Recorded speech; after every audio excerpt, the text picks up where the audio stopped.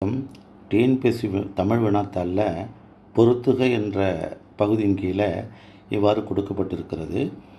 இடுகுறி பொதுப்பெயர், இடுகுறி சிறப்பு பெயர், காரண பொதுப்பெயர், காரண சிறப்பு பெயர். அந்த பக்கம் மரங்கொத்தி, பறவை, காடு, பனை. இது எது சரியோட பொருந்துது என்பதை விடையாக நம்ம தெரிவிக்கணும். முதல்ல இடுகுறி பெயர்னா என்ன அப்படின்னு பார்த்தீங்கன்னா, காரணம் இல்லாமல் நமது முன்னோர்கள் சொன்ன பெயர். அது எந்த காரணமும் இருக்காது, ஏதோ அந்த காலத்தில் சொன்னாங்க, அதை வழி வழியாக நம்ம சொல்கிறோம்.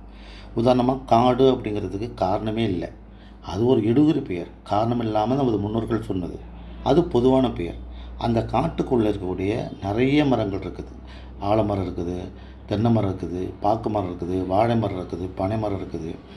இவையெல்லாம் இடுகுறி பேர் தான், இதுக்கெல்லாம் காரணம் இல்லை. இருந்தாலும் கூட காடு என்ற பொது பெயருக்குள்ள இந்த மரங்கள் எல்லாம் சிறப்பு காரணம் இல்லாத பெயர், அதாவது சிறப்பு இடுகுறி பெயர். காரண பெயர்னா என்ன? காரணம் கருதி வரக்கூடிய பெயர் காரண பெயர். பறத்ததுனால பறவைன்னு பெயர், அது பொது பெயர். அதில் நிறைய பறவைகள் இருக்குது. மரத்தை கொத்துறதுனால மரங்கொத்தி, அது பல பறவைகள் இருக்குது. மரங்கொத்தி என்பது சிறப்பு காரண பெயர். ஏன்? பறத்ததுனால அது பறவை, அது பொது பெயர். மரத்தை கொத்துவதனால அது மரங்கொத்தி.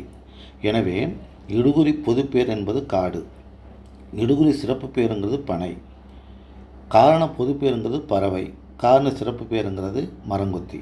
இந்த அடிப்படையில் நீங்கள் பொருத்தி விடையை எழுதணும். நன்றி, வணக்கம்.